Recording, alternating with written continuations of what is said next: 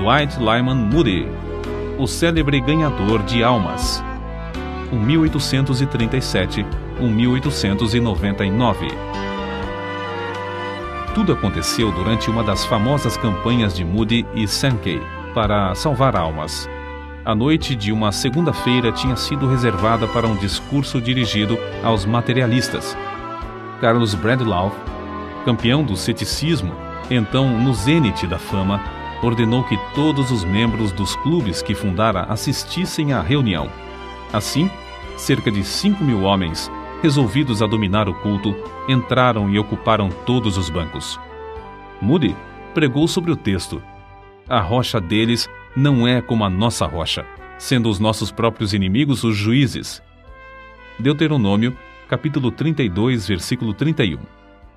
Eis os detalhes desse interessante episódio, relatado em sua biografia. Com uma rajada de incidentes relevantes e comoventes de suas experiências com pessoas presas ao leito de morte, Moody deixou que os homens julgassem por si mesmos quem tinha melhor alicerce sobre o qual deviam basear sua fé e esperança. Sem querer, muitos dos assistentes tinham lágrimas nos olhos. A grande massa de homens, demonstrando o mais negro e determinado desafio a Deus estampado nos seus rostos, encarou o contínuo ataque de Moody aos pontos mais vulneráveis, isto é, o coração e o lar.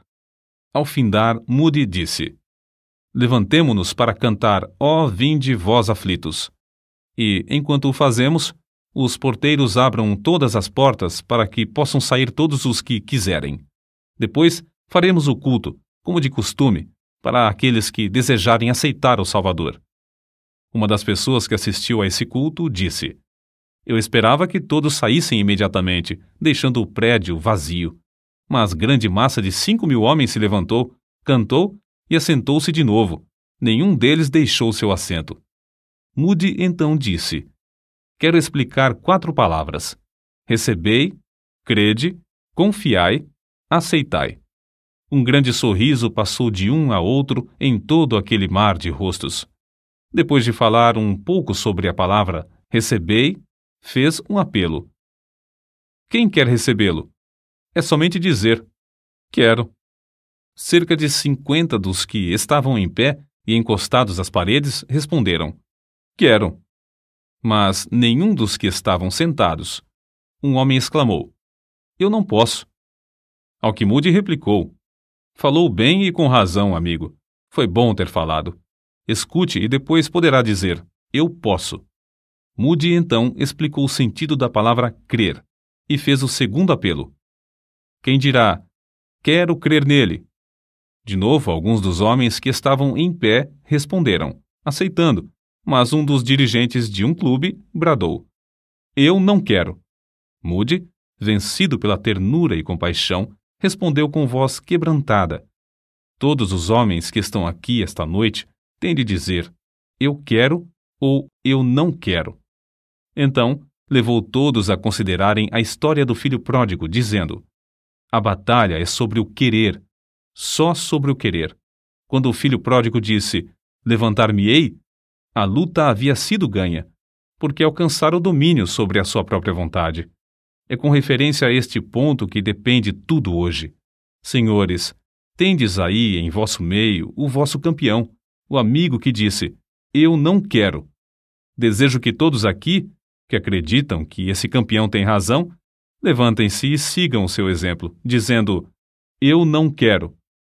Todos ficaram quietos. Houve grande silêncio até que, por fim, Moody interrompeu dizendo: graças a Deus, ninguém disse eu não quero. Agora quem dirá eu quero? Instantaneamente, parece que o Espírito Santo tomou conta do grande auditório de inimigos de Jesus Cristo, e cerca de 500 homens puseram-se de pé, as lágrimas rolando pelas faces e gritando: eu quero! Eu quero! Clamaram até que todo o ambiente se transformou. A batalha foi ganha. O culto terminou sem demora, para que se começasse a obra entre aqueles que estavam desejosos de salvação. Em 8 dias, cerca de 2.000 foram transferidos das fileiras do inimigo para o exército do Senhor. pela rendição da vontade. Os anos que se seguiram provaram a firmeza da obra, pois os clubes nunca se ergueram. Deus, na sua misericórdia e poder, os aniquilou por seu evangelho. Um total de 500.000 preciosas almas ganhas para Cristo é o cálculo da colheita que Deus fez por intermédio de seu humilde servo, Dwight Lyman Moody. R.A. Torrey, que o conheceu intimamente, considerava-o com razão o maior homem do século XIX, isto é, o homem mais usado por Deus para ganhar almas. Não é exagero dizer que, hoje em dia, muitas décadas depois de sua morte, os crentes se referem ao seu nome mais do que a qualquer outro nome depois dos tempos dos apóstolos. Que ninguém julgue, contudo, que Dwight Lyman Moody era grande em si mesmo ou que tinha oportunidades que os demais não têm. Seus antepassados eram apenas lavradores que viveram por 7 gerações, ou 200 anos, no Vale do Connecticut, nos Estados Unidos. Dwight nasceu a 5 de fevereiro de 1837, de pais pobres, o 6º entre 9 filhos. Quando era ainda pequeno, seu pai faleceu, e os credores tomaram conta do que ficou, deixando a família destituída de tudo, até da lenha para aquecer a casa em tempo de intenso frio. Não há história que comova e inspire tanto quanto a daqueles anos de luta da viúva, mãe de Dwight. Poucos meses depois da morte de seu marido, nasceram-lhe gêmeos, e o filho mais velho tinha apenas 12 anos. O conselho de todos os parentes foi que ela entregasse a prole para outros criarem, mas com invencível coragem e santa dedicação a seus filhos, ela conseguiu criar todos os 9 no próprio lar. Guarda-se ainda, como tesouro precioso, sua Bíblia com as palavras de Jeremias capítulo 49, versículo 11, sublinhadas. Deixa os teus órfãos, eu os conservarei em vida, e confiem em mim, tuas viúvas. Pode-se esperar outra coisa a não ser que os filhos ficassem ligados à mãe e que crescessem para se tornarem homens e mulheres que conhecessem o mesmo Deus que ela conhecia? Assim se expressou Dwight, ao lado do ataúde de sua mãe, quando ela faleceu com a idade de 90 anos. Se posso conter-me, quero dizer algumas palavras. É grande honra ser filho de uma mãe como ela. Já viajei muito, mas nunca encontrei alguém como ela. Ligava a si seus filhos de tal maneira que representava um grande sacrifício para qualquer deles afastar-se do lar. Durante o primeiro ano, depois que meu pai faleceu, ela adormecia todas as noites chorando. Contudo, estava sempre alegre e animada na presença dos filhos. As saudades serviam para chegá-la mais perto de Deus. Muitas vezes eu me acordava e ela estava orando, às vezes chorando. Não posso expressar a metade do que desejo dizer. Aquele rosto, como é querido! Durante 50 anos não senti gozo maior do que o gozo de voltar a casa. Quando estava ainda a 75 quilômetros de distância, já me sentia tão inquieto e desejoso de chegar que me levantava do assento para passear pelo carro até o trem chegar à estação. Se chegava depois de anoitecer, sempre olhava para ver a luz na janela da minha mãe. Senti-me tão feliz esta vez por chegar a tempo de ela ainda me reconhecer. Perguntei-lhe: Mãe, me conhece? Ela respondeu: Ora, se eu te conheço. Aqui está sua Bíblia. Assim gasta, porque é a Bíblia do lar. Tudo o que ela tinha de bom veio deste livro. E foi dele que nos ensinou. Se minha mãe foi uma bênção para o mundo, é porque bebia desta fonte. A luz da viúva brilhou do outeiro durante 50 anos. Que Deus a abençoe, mãe. Ainda a amamos. Adeus, por um pouco, mãe. Ao contemplar o êxito de Dwight Lyman Moody, somos constrangidos a acrescentar: quem pode calcular as possibilidades de um filho criado num lar onde os pais amam sinceramente ao Pai Celestial, a ponto de chamar diariamente todos os filhos para escutarem a sua voz na leitura da Bíblia e reverentemente clamarem a ele em oração? Todos os filhos da viúva Moody assistiam aos cultos nos domingos e levavam merenda para passar o dia inteiro na igreja. Tinham de ouvir 2 prolongados sermões, e, no intervalo, assistir à escola dominical. Dwight, depois de trabalhar a semana inteira, achava que sua mãe exigia demais, obrigando-o a assistir aos sermões, os quais não compreendia, mas, por fim, chegou a ser agradecido a essa boa mãe pela dedicação nesse sentido. Com a idade de 17 anos, Moody saiu de casa para trabalhar na cidade de Boston, onde achou emprego na sapataria de um tio seu. Continuou a assistir aos cultos, mas ainda não era salvo. Notai bem os que vos dedicais à obra de ganhar almas. Não foi num culto que Dwight Moody foi levado ao Salvador. Seu professor de escola dominical, Eduardo Kimball, conta: resolvi falar-lhe acerca de Cristo e de sua alma. Vacilei um pouco em entrar na sapataria. Não queria embaraçar o moço durante as horas de serviço. Por fim, entrei, resolvido a falar sem mais demora. Achei Moody nos fundos da loja, embrulhando calçados. Aproximei-me logo dele e, colocando a mão sobre seu ombro, fiz o que depois parecia-me um apelo fraco, um convite para aceitar a Cristo. Não me lembro do que eu disse, nem mesmo Moody podia lembrar-se alguns anos depois. Simplesmente falei do amor de Cristo para com ele, e o amor que Cristo esperava dele de volta. Parecia-me que o moço estava pronto para receber a luz que o iluminou naquele momento, e lá nos fundos da sapataria entregou-se a Cristo. Na história dos crentes, através dos séculos, não há crente que fosse, no zelo, menos remisso, e no espírito, mais fervoroso em servir ao Senhor, desde a conversão até o dia da morte, do que Moody de Northfield. Quantas vezes depois o Sr. Kimball dava graças a Deus por não ter sido desobediente à visão celestial.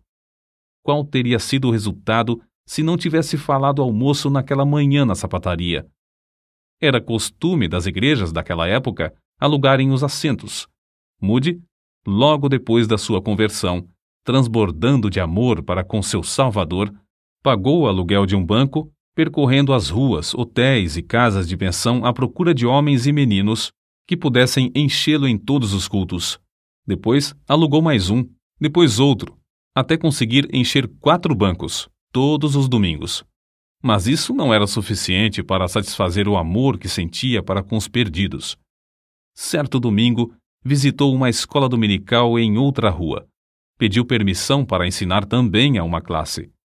O dirigente respondeu: há 12 professores e 16 alunos, porém, o senhor pode ensinar todos os alunos que conseguir trazer à escola. Foi grande a surpresa de todos quando Moody, no domingo seguinte, entrou com 18 meninos da rua, sem chapéu, descalços e de roupa suja e esfarrapada, mas, como ele disse, todos com uma alma para ser salva. Continuou a levar cada vez mais alunos à escola até que, alguns domingos depois, no prédio não cabiam mais. Então, resolveu abrir outra escola em outra parte da cidade. Moody não ensinava, mas arranjava professores, providenciava o pagamento do aluguel e de outras despesas. Em poucos meses, essa escola veio a ser a maior da cidade de Chicago. Não julgando conveniente pagar outros para trabalhar no domingo, Moody, cedo pela manhã, tirava as pipas de cerveja. Outros ocupavam o prédio durante a semana. Varria e preparava tudo para o funcionamento da escola. Depois, então, saía para convidar alunos. Às 14 horas, quando voltava de fazer os convites, achava o prédio repleto de alunos. Depois de findar as aulas na escola, ele visitava os ausentes e convidava cada aluno para ouvir a pregação à noite. No apelo, após o sermão, os interessados eram convidados a ficar para um culto especial, no qual tratavam individualmente com todos. Moody também participava dessa colheita de almas. Antes de findar o ano, 600 alunos, em média, assistiam à escola dominical, divididos em 80 classes. Em seguida, a assistência subiu a 1.000 e, às vezes, ia a 1.500. O êxito de Moody na escola dominical atraiu a atenção de outros que se interessavam pelo mesmo trabalho. De vez em quando, era convidado a participar das grandes convenções das escolas dominicais. Certa vez, depois de Moody haver falado numa convenção, Um orador censurou-o severamente por não saber dirigir-se a um auditório. Moody foi para a frente e, depois de explicar que reconhecia não ser instruído, agradeceu ao ministro por ter mostrado seus defeitos e pediu-lhe que orasse a Deus para que o ajudasse a fazer o melhor que pudesse. Ao mesmo tempo que Moody se aplicava à escola dominical com tais resultados, esforçava-se também no comércio, todos os dias. O grande alvo da sua vida era vir a ser um dos principais comerciantes do mundo, um multimilionário. Não tinha mais de 23 anos e já havia conseguido juntar $7.000. Mas seu Salvador tinha um plano ainda mais nobre para seu servo. Certo dia, um dos professores da escola dominical entrou na sapataria onde Moody negociava. Informou de que estava tuberculoso e que, desenganado pelo médico, resolvera voltar para Nova York e aguardar a morte. Confessou-se muito perturbado, não porque tinha de morrer, mas porque até então não conseguira levar ao Salvador nenhuma das moças da sua classe de escola dominical. Moody, profundamente comovido, sugeriu que visitassem juntos as moças em suas casas, uma por uma. Ao visitarem uma, o professor falou-lhe seriamente acerca da salvação da sua alma. A moça deixou seu espírito leviano e começou a chorar, entregando-se ao Salvador. Todas as outras moças que foram visitadas naquele dia fizeram o mesmo. Passados 10 dias, o professor foi novamente à sapataria. Com grande gozo informou a Moody que todas as moças se haviam entregado a Cristo. Resolveram então convidar todas para um culto de oração e despedida na véspera da partida do professor para Nova York. Todos se ajoelharam e Moody, depois de fazer uma oração, estava para se levantar quando uma das moças começou também a orar. Todos oraram, suplicando a Deus em favor do professor. Ao sair, Moody suplicou: "Ó Deus, permite-me morrer antes de perder a bênção que recebi hoje aqui." Moody, mais tarde, confessou: "Eu não sabia o preço que tinha de pagar como resultado de haver participado na evangelização individual das moças. Perdi todo o jeito de negociar. Não tinha mais interesse no comércio. Experimentara um outro mundo e não mais queria ganhar dinheiro. Oh, delícia de levar uma alma das trevas deste mundo à gloriosa luz e liberdade do Evangelho." Então, não muito depois de casar-se, com a idade de 24 anos, Moody deixou um bom emprego cujo salário era de $5.000 por ano, um salário fabuloso naquele tempo, para trabalhar todos os dias no serviço de Cristo, sem ter promessa de receber um único cêntimo. Depois de tomar essa resolução, apressou-se a ir à firma B.F. Jacobs e Companhia, onde, muito comovido, anunciou: "Já resolvi empregar todo o meu tempo no serviço de Deus." "Como vai manter-se?" "Ora, Deus me suprirá de tudo, se Ele quiser que eu continue, e continuarei até ser obrigado a desistir."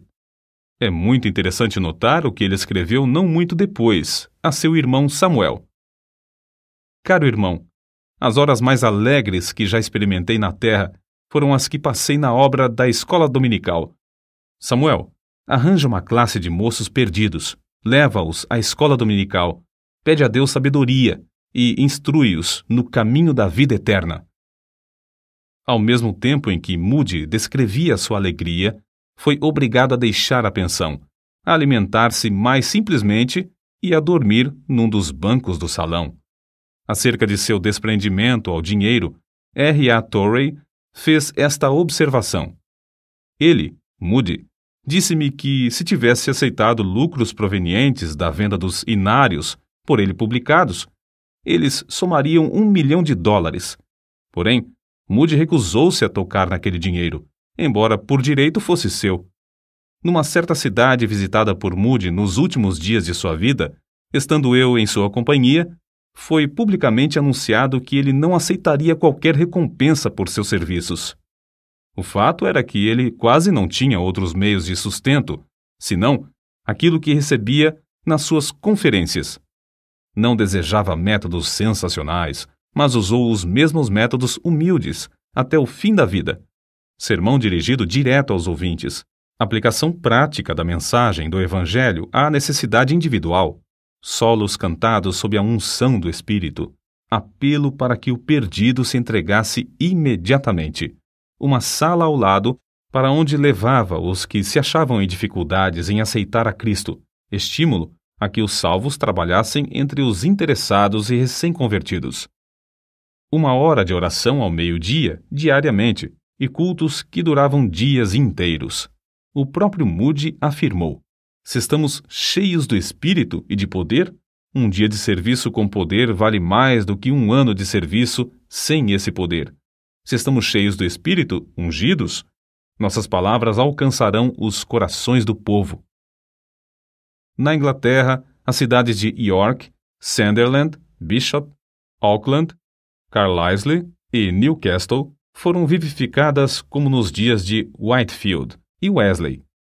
Na Escócia, em Edimburgo, os cultos se realizaram no maior edifício e a cidade inteira ficou comovida. Em Glasgow, a obra começou com uma reunião de professores da escola dominical, a qual assistiram mais de 3.000 pessoas.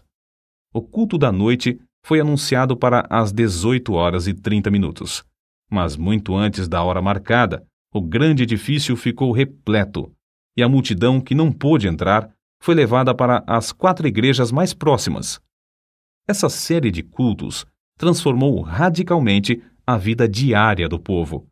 Na última noite, Sankey cantou para 7.000 ouvintes que estavam dentro do edifício, e Moody, sem poder entrar no auditório, subiu numa carruagem e pregou para as 20.000 pessoas que se achavam congregadas do lado de fora. O coral cantou os hinos de cima de um galpão. Em um só culto, mais de 2.000 pessoas responderam ao apelo para se entregarem definitivamente a Cristo. Durante o verão, pregou em Aberdeen, Montrose, Brechin, Forfar, Huntly, Inverness, Arbroath, Fan, Nairn, Elgin, Ferris, Grantown, Keith, Rothesay e Campbellton. Muitos milhares assistiam a todos os cultos. Na Irlanda, Moody pregou nos maiores centros com os mesmos resultados, como na Inglaterra e Escócia. Os cultos em Belfast continuaram durante 40 dias. O último culto foi reservado para os recém-convertidos, que só podiam ter ingresso por meio de bilhetes, concedidos gratuitamente. A essa reunião estiveram presentes 2.300 pessoas. Belfast fora o centro de vários avivamentos, mas todos concordam em que nunca houvera um avivamento antes desse com resultados tão permanentes. Depois da campanha na Irlanda, Moody e Sankey voltaram à Inglaterra e dirigiram cultos inesquecíveis em Sheffield, Manchester, Birmingham e Liverpool. Durante muitos meses, os maiores edifícios dessas cidades ficaram superlotados de multidões desejosas de ouvir a apresentação clara e ousada do Evangelho, por um homem livre de todo interesse e ostentação. O poder do Espírito manifestou-se em todos os cultos, produzindo resultados que permanecem até hoje. O itinerário de Moody e Sankey na Europa findou-se após 4 meses de cultos em Londres. Moody pregava alternadamente em 5 centros, e cada um deles foram realizados 60 cultos, com exceção de Victoria Hall, 45 cultos. Os números da assistência nos servem para compreender algo da grandeza dessa obra durante esse período. Agricultural Hall, 720.000 pessoas, Balroad Hall, 600.000 presentes, Camberwell Hall, 480.000, Haymarket Opera House, 330.000 ouvintes, e Victoria Hall, 400.000. Vale acrescentar aqui o seguinte: as diferenças entre as denominações quase desapareceram. Pregadores de todas as igrejas cooperavam numa plataforma comum para a salvação dos perdidos. Abriram-se de novo as Bíblias e houve um grande interesse pelo estudo da Palavra de Deus. Quando Moody saiu dos Estados Unidos em 1873, era conhecido apenas em alguns estados, e tinha fama apenas como obreiro da escola dominical e da Associação Cristã de Moços. Mas quando voltou da campanha da Inglaterra em 1875, já era conhecido como o mais famoso pregador do mundo. Contudo, continuou o mesmo humilde servo de Deus. Foi assim que uma pessoa que o conhecia intimamente descreveu sua personalidade. Creio que era a pessoa mais humilde que jamais conheci. Ele não fingia humildade. No íntimo do seu coração, rebaixava-se a si mesmo e superestimava os outros. Ele engrandecia outros homens e, sempre que possível, arranjava para que eles pregassem. Fazia tudo para não aparecer. Ao chegar novamente aos Estados Unidos, Moody recebeu convites para pregar, vindos de todas as partes do país. Sua primeira campanha, em Brooklyn, foi um modelo para todas as outras. As denominações cooperavam. Alugaram um prédio que comportava 3.000 pessoas. O resultado foi uma grande e permanente obra. Durante um período de 20 anos, ele dirigiu campanhas com grandes resultados nas maiores cidades dos Estados Unidos, Canadá e México. Em diversos lugares, as campanhas duraram até 6 meses. Em todos os lugares, Moody proclamava clara e praticamente a mensagem do Evangelho. Em suas campanhas, havia ocasiões que eram realmente dramáticas. Em Chicago, o circo Fort Park, com uma tenda de lona que abrigava 10.000 pessoas sentadas e outras 10.000 em pé, anunciou espetáculos para 2 domingos. Moody alugou a tenda para realizar cultos pela manhã, os donos achando muita graça em tal tentativa. Mas no primeiro culto a tenda ficou repleta. Foram tão poucos os que assistiram aos shows do circo à tarde que os donos resolveram não fazer sessão no segundo domingo. Entretanto, o culto evangelístico realizou-se sob a lona no segundo domingo. O calor era tanto que dava a impressão de matar a todos. Porém, cerca de 18.000 pessoas ficaram em pé, banhados em suor e esquecidos do calor. No silêncio que reinava durante a pregação de Moody, o poder desceu e centenas foram salvos. Acerca de um desses cultos, certo assistente deu suas impressões. Nunca jamais me esquecerei de certo sermão que Moody pregou. Foi no circo de Fort Park durante a Exposição Mundial. Estavam presentes cerca de 18.000 pessoas, de todas as classes e de todas as qualificações. O texto do sermão foi: "Pois o Filho do Homem veio buscar e salvar o que se havia perdido." Grandiosa era a unção do pregador, parecia estar em íntimo contato com todos os corações daquela massa de gente. Moody disse repetidamente: "Pois o Filho do Homem veio hoje ao circo Fort Park, para procurar e salvar o que se perdera." Escrito e impresso parecia um sermão comum, mas as suas palavras, pela santa unção que lhe sobreveio, tornaram-se palavras de espírito e de vida. Durante a Exposição Mundial, no dia designado em honra de Chicago, todos os teatros da cidade fecharam, porque se esperava que todo o mundo fosse à exposição a 6 quilômetros de distância. Porém, Moody alugou o Central Music Hall e R.A. Torrey testificou que a assistência era tão grande que ele só conseguiu entrar por uma janela dos fundos do prédio. Os cultos de Moody continuaram tão concorridos que a Exposição Mundial teve de deixar de funcionar aos domingos, por falta de assistência. Henry Moorhouse, pregador escocês, dá a seguinte opinião acerca de Moody e seus discursos. Primeiro, crê firmemente que o Evangelho salva os pecadores quando eles creem e confiam na história simples do Salvador crucificado e ressuscitado. Segundo, espera a salvação de almas quando prega, e o resultado é que Deus honra a sua fé. Terceiro, prega como se jamais fosse realizar outro culto, e como se os pecadores nunca mais tivessem a oportunidade de ouvir o som do Evangelho. Seus apelos à decisão, agora mesmo, são comoventes. Quarto, consegue levar os crentes a trabalhar com os interessados depois do sermão. Insiste em que perguntem aos que estão assentados ao lado se são salvos ou não. Tudo na sua obra é muito simples. Aconselhe os obreiros da seara do Senhor a aprenderem de nosso amado irmão algumas lições preciosas sobre a tarefa de ganhar almas. O Dr. Dale se pronunciou desta forma: "Acerca do poder de Moody, acho difícil falar. É tão real e ao mesmo tempo tão diferente do poder dos demais pregadores que não sei descrevê-lo. Sua realidade é inegável. Um homem que pode cativar o interesse de um auditório de 3 a 6 mil pessoas por meia hora, de manhã, por 40 minutos, de novo ao meio-dia, e de um terceiro auditório de 13 mil a 15 mil, durante 40 minutos à noite, deve ter um poder extraordinário. Acerca desse poder maravilhoso, Torrey também testificou. Várias vezes tenho ouvido diversas pessoas dizerem que viajaram grandes distâncias para ver e ouvir Dwight Lyman Moody, e que ele, de fato, é um maravilhoso pregador. Sim, ele era, em verdade, um maravilhoso pregador. Considerando tudo, o mais maravilhoso que eu jamais ouvi. Era grande o privilégio de ouvi-lo pregar, como só ele sabia pregar.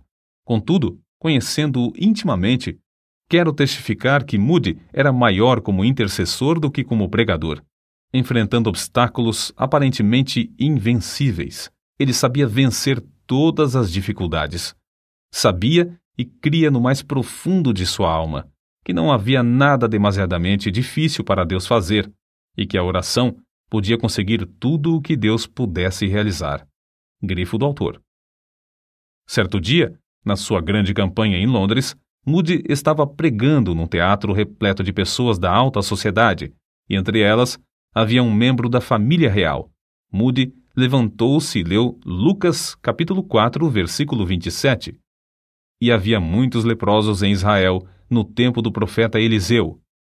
Ao chegar a palavra Eliseu, ele não a podia pronunciar, e começou a gaguejar e balbuciar. Começou a ler o versículo de novo, mas de novo não podia passar adiante. Experimentou a terceira vez, e falhou pela terceira vez. Então, fechou o livro e, muito comovido, olhou para cima, dizendo: "Ó Deus, use esta língua de gago para proclamar Cristo crucificado a este povo." Desceu sobre ele o poder de Deus a ponto de derramar sua alma em tal torrente de palavras que o auditório inteiro ficou como que derretido pelo fogo divino. Foi durante essa segunda visita às Ilhas Britânicas que realizou a sua obra entre os homens das célebres universidades Oxford e Cambridge. É uma história muitas vezes repetida de como ele, sem instrução, mas com a graça de Deus e diplomacia, venceu a censura e fez entre os intelectuais o que alguns consideram a maior obra da sua vida. Apesar de Moody não ter instrução acadêmica, reconhecia o grande valor da educação e sempre aconselhava a mocidade a se preparar para manejar bem a palavra de Deus. Reconhecia a grande vantagem da instrução também para os que pregam no poder do Espírito Santo. Existem ainda hoje 3 grandes monumentos às suas convicções nesse ponto. As 3 escolas que ele fundou: o Instituto Bíblico em Chicago, com 38 prédios e 16 mil alunos matriculados nas aulas diurnas, noturnas e em cursos por correspondência; o Northfield Seminary, com 490 alunos, e a Escola Bíblica Monte Hermon, com 500 alunos. Entretanto, ninguém se engane, como alguns desses alunos e como diversos crentes entre nós, pensando que o grande poder de Moody era mais intelectual do que espiritual. Sobre esse ponto, ele mesmo falava com ênfase. Para maior clareza, citamos o seguinte trecho de seus Short Talks. Não conheço coisa mais importante que a América precise do que de homens e mulheres inflamados com o fogo do céu. Nunca encontrei um homem ou uma mulher inflamados com o Espírito de Deus que fracassassem. Creio que isso seja mesmo impossível. Tais pessoas nunca se sentem desanimadas. Avançam mais e se animam mais e mais. Amados, se não tendes essa iluminação, resolvei adquiri-la e orai: ó Deus, ilumina-me com o teu Espírito Santo. Nos registros de R.A. Torrey, podemos ver nitidamente como era o espírito dessas escolas que fundou. Moody costumava escrever-me antes de iniciar uma nova campanha, dizendo: pretendo dar início ao trabalho no lugar tal e em tal dia. Peço-lhe que convoque os estudantes para um dia de jejum e oração.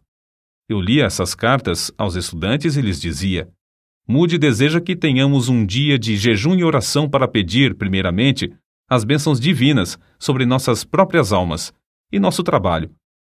Muitas vezes, ficávamos ali, na sala de aula, até alta noite, ou mesmo até a madrugada, clamando a Deus, porque Moody nos exortava a esperar até que recebêssemos a bênção. Quantos homens e mulheres não tenho eu conhecido, cujas vidas e caráter foram transformados por aquelas noites de oração? E quantos têm conseguido grandes coisas em muitas terras como resultado daquelas horas gastas em súplicas a Deus? Até o dia da minha morte, não poderei esquecer-me de 8 de julho de 1894.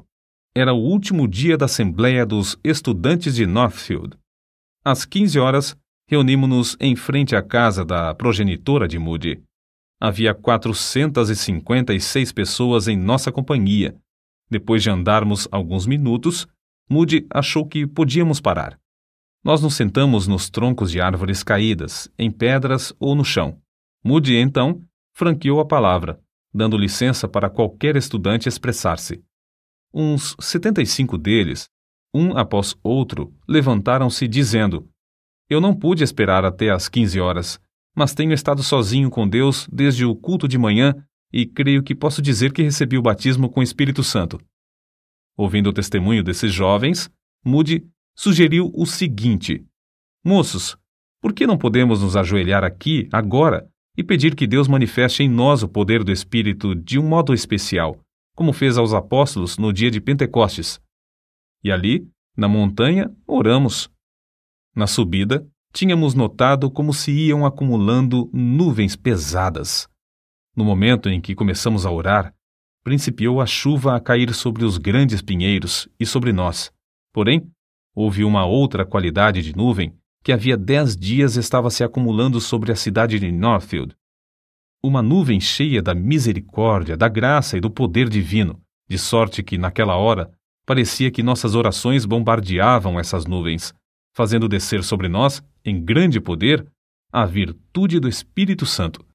Homens e mulheres, eis o que todos nós carecemos: o batismo com o Espírito Santo. As anotações de R. A. Torrey também dão conta de como Moody era mesmo um estudante incansável. Todos os dias da sua vida, até o fim, segundo creio, ele se levantava muito cedo de manhã para meditar na palavra de Deus. Costumava deixar sua cama às 4 horas da madrugada, mais ou menos, para estudar a Bíblia. Um dia ele me disse: Para estudar, preciso me levantar antes que as outras pessoas acordem. Ele se fechava num quarto afastado do resto da família, sozinho com a sua Bíblia e com o seu Deus. Pode-se falar em poder, porém, ai do homem que negligenciar o único livro dado por Deus, que serve de instrumento por meio do qual ele dá e exerce seu poder. Um homem pode ler inúmeros livros e assistir a grandes convenções. Pode promover reuniões de oração que duram noites inteiras, suplicando o poder do Espírito Santo, mas se tal homem não permanecer em contato íntimo e constante com um único livro, a Bíblia, não lhe será concedido o poder. Se já tem alguma força, não conseguirá mantê-la, senão pelo estudo diário, sério e intenso desse livro. Tudo no mundo tem de findar. Chegou o tempo também para Dwight Lyman Moody findar o seu ministério aqui na Terra. Em 16 de novembro de 1899, no meio de sua campanha em Kansas City, com auditórios de 15.000 pessoas, pregou seu último sermão. É provável que soubesse que seria o último. Certo é que seu apelo era ungido com poder vindo do alto, e centenas de almas foram ganhas para Cristo. Para a nação, a sexta-feira, 22 de dezembro de 1899, foi o dia mais curto do ano, mas para Dwight Lyman Moody foi o dia que clareou, foi o começo do dia que nunca findará. Às 6 horas da manhã, dormiu um ligeiro sono. Então, os seus queridos ouviram-no dizer em voz clara: Se isto é a morte, não há nenhum vale. Isto é glorioso. Entrei pelas portas e vi as crianças, 2 de seus netos já falecidos. A terra recua, o céu se abre perante mim. Deus está me chamando.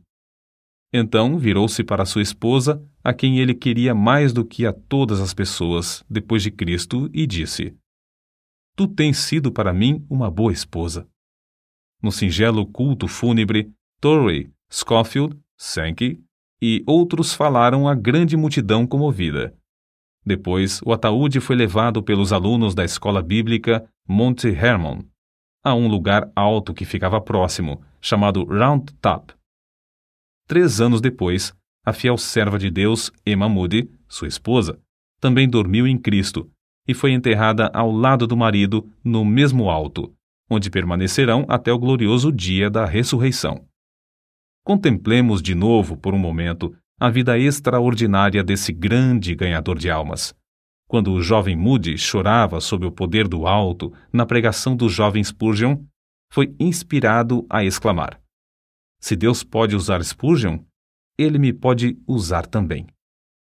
A biografia de Moody é a história de como ele vivia completamente submisso a Deus. Para esse fim, R.A. Torrey disse: o primeiro fator por cujo motivo Moody foi instrumento tão útil nas mãos de Deus é que ele era um homem inteiramente submisso à vontade divina. Cada grama daquele corpo de 127 quilos pertencia ao Senhor. Tudo o que ele era e tudo o que tinha pertencia inteiramente a Deus. Se nós, tu e eu, ouvinte, queremos ser usados por Deus, temos de nos submeter a Ele absolutamente e sem reservas.